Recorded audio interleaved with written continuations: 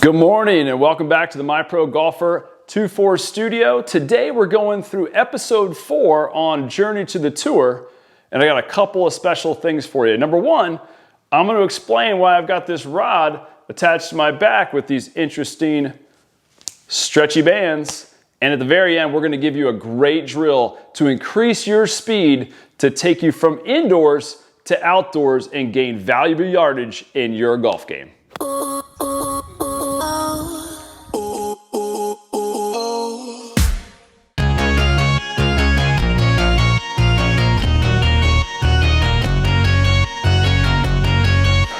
All right, so you know if you're going to be on tour and you're going to play golf at a high level, you can't just go and hit golf balls. Like you're just not going to get there. So you got to create a plan. And I'm going to mention this a couple of times because he's a really interesting character on the PGA Tour, formerly on the PGA Tour, Bryson DeChambeau. And the reason why I want to bring him up is he created a plan for himself to gain a lot of muscle mass, to hit the ball as far as he could and see if he could do some things he was unable to do on tour to get himself to the next level. And in doing so, he won a US Open. Now, I'm not an advocate for the way that he went about it. I'm an advocate more of a simple, relaxed plan that takes a little bit more time and doesn't hurt your body quite as much as Bryson hurt his. And now you'll see he's changed his pace and changed what he does and getting back to a more natural fitness look. But I do have a few components here on our phone for the notes this year that I want to make sure that you all are recognizing. And they are, if you're going to go and you're going to have a plan to get on tour, you got to focus on fitness because everybody else is out there focusing on fitness, hitting the ball further, allowing their bodies to be more consistent.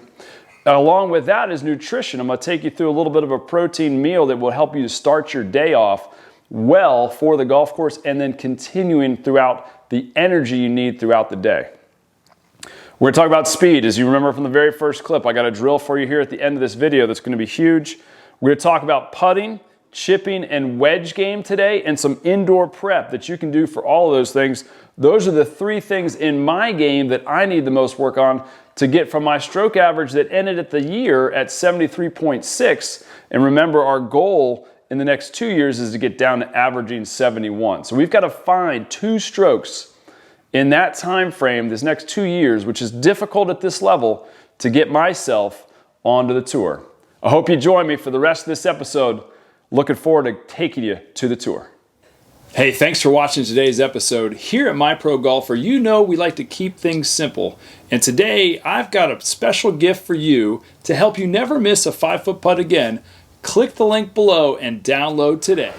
All right, so along the lines of nutrition and fitness, I have this rod on my back, which is basically working on my spine alignment. You can see how it really does rest against my lower body, my shoulders, and my head. And the whole focus on this is a guy named David Peterson. He works out of Orlando, Florida, and he runs a company called Body Tune-Up Shop, which has had people like David Ledbetter through it. It has multiple tour players that go there.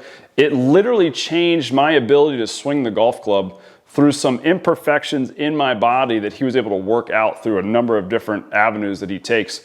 But the workouts that he gives me are pretty simple to do, but difficult to maintain. So you've got to do them regularly. And they have really changed me. I don't know how many of you have been on my old program, but I'm definitely physically changing as I go through his program. So check out the Body Tune-Up Shop for your fitness goals. And eventually I'll show you a few of the ones that I'm doing myself. And then secondly, big other partner of ours is True Linkswear. I just got these shoes for Christmas and they are absolutely fantastic. I'm working out in them now. They do have tread, so you could play golf in them. They are not waterproof on the top. These are the mesh ones. They don't, I wouldn't recommend playing them in nasty, dirty weather, but I'm going to wear them kind of as my golf shoes. And the whole point is this company, the Body Tune-Up Shop, talks about using the floor better. And True Linkswear focuses on enjoying the walk. And if you ride in a golf cart, which is not bad, get out and play golf any way you can. But you're minimizing about 10,000 steps a day in an 18-hole round of golf, the difference between riding and walking. And these differences I have checked on my personal self. And it shows how much an athlete needs to know what their body goes through each and every day on the golf course because 10,000 steps is going to affect your nutrition level between the difference of riding in a cart and walking the course. So look into Body Tune-Up Shop for sure, and then True Linkswear. You can see the link below to True Linkswear. We sell them on our website. They are phenomenal for me personally and will help you go as far as you want to go in golf in the space of how good your body will feel wearing these shoes. All right, so one of the components we talked about was nutrition, and I'm here in the kitchen with my rod on, just kind of confirm with my body that I'm staying in nice tall posture. And I'm cooking some sausage and some eggs. We got some sourdough that we make at home that we're gonna put into the sandwich for our family. And this meal right here is gonna be one of the meals that's gonna sustain me throughout my round of golf or my work on the golf course today because of its high protein content that's really gonna stick with me and take me where I wanna go. One of the shows that I love to watch is Top Chef. And the reason I love to watch that is because I get to see great chefs working with great ingredients. And one of the things they always talk about is quality, real, healthy ingredients. They often do a lot of their shows right on a farm. And the ones that seem to win are the ones that have great flavor and great ingredients, but also keep it really simple. So when you're transitioning, if you're not a healthy person, and you're transitioning into healthy foods, keep it really simple for yourself, focusing on high protein things that you can also take with you on the golf course, like a protein bar or a beef stick, something that will continue to make you go throughout the day. And when I'm out there, I really try to focus on hitting something to eat that's high protein on hole 7 and hole 14. And I hope that helps you while you're out there as well. All right, so the 3 indoor areas that we're going to talk about today are putting, chipping, and wedge game. And obviously you can see I've got a number of things around, but you can't see over here is a full-length mirror. And I use that full-length mirror, I'll move it around from time to time to check setup and posture positions. I'll honestly do a lot of the work on my short game with the rod on there just to kind of confirm that my posture is up and on top. That's the biggest key of this rod exercise with the Body Tune-Up Shop, is that the head rests up and it just continues to extend the spine.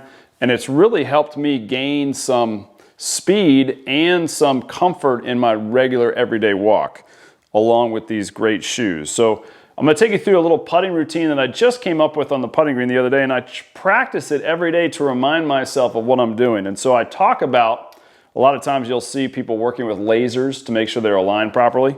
So I took that mindset and just kind of used it as a sort of just a focus of mine to when I'm putting. So I can think less about technique that I do work on, but I don't want to work on that when I'm playing golf. I want to really focus on making putts. So what I do is I'll take the putter head and I'll kind of make in my mind 2 lines coming out the toe and the heel that are lasers. And so what I say to myself is I want to set the lasers to my target so that there's a bigger area of miss. So like the whole head focuses on where I'm going to go. So this is an inside right putt. I'm going to set the lasers, and then I say to myself, set to the lasers, which is just going through my routine, and then stroke on the lasers, meaning I'm not trying to get the putter out of whack. And so when I can do that mindset, it clears my head, set the lasers, set on the lasers, stroke with the lasers.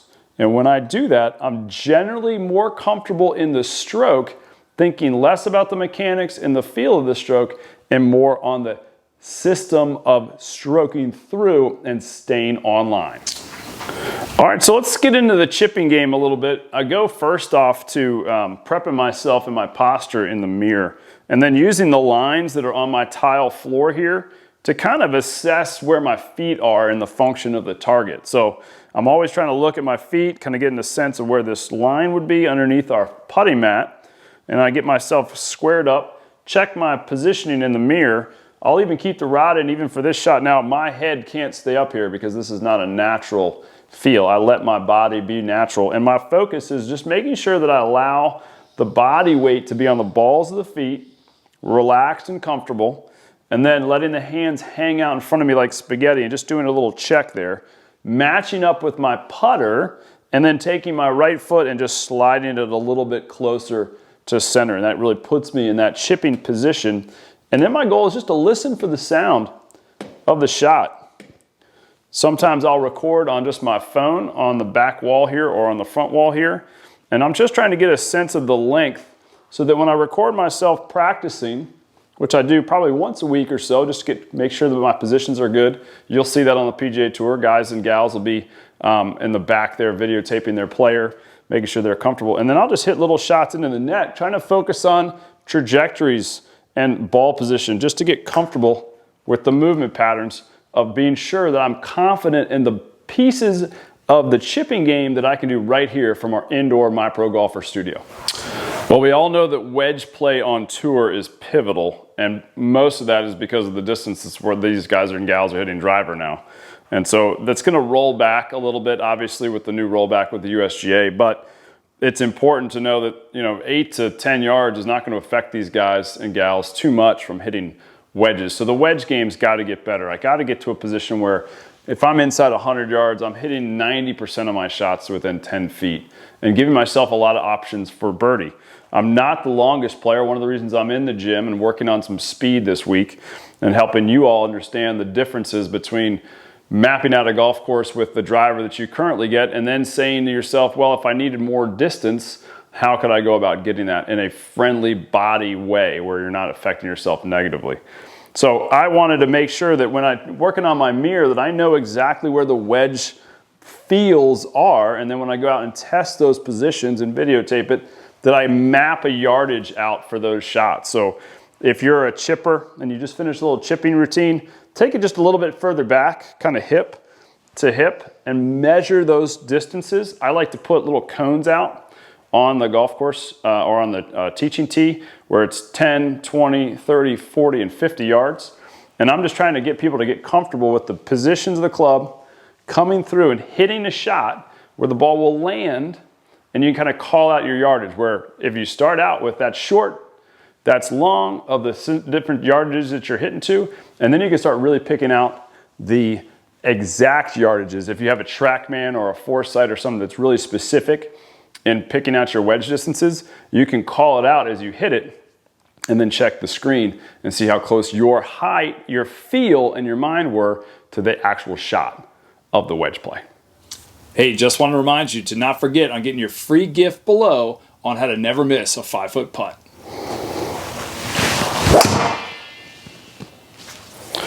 All right, gang, as promised, a quick speed drill for you to hear how to get some more speed in your game. I just took a swing with our Ping 3-wood. I'm gonna have you flip it around and hold it at the golf club head side, holding it just like you would a normal grip. Obviously, it's a little thinner. And what I want you to do is get that club head or the shaft head and the grip out in front of you, bring it back and start getting that feel of the club moving. And then what you're gonna do is you're just gonna swing it. And you're gonna hear that whip. And you're gonna try to work on shallowing it out. So most of you kind of come this way. I want you to feel yourself shallowed out. Use a mirror behind you and feel that elbow be more into the body and hear that whip. And the goal is just louder and louder and louder and louder. And the more you do that, even to the point of losing your balance, your hips and your body are gonna develop the speed that you need to get the club head swinging faster. If you can start working on that, you'll start to develop. You can even hear it in my voice. That was a little bit of effort for me. So work on that a little bit every day. Create that whip effect, create that sound, make that sound louder and louder each and every day, and that'll get you started on your speed drills for the future. Gang, I hope this was helpful for you. I hope you enjoyed a step into the My Pro Golfer indoor studio. I hope you follow us on this Take Me to the Tour series and playlist that we're gonna do once a month to kind of evaluate where we are on the things we talked about today and showcase the tournaments and the competition that we've got coming for our future. Like, subscribe. We'll see you next Thursday at 6 o'clock.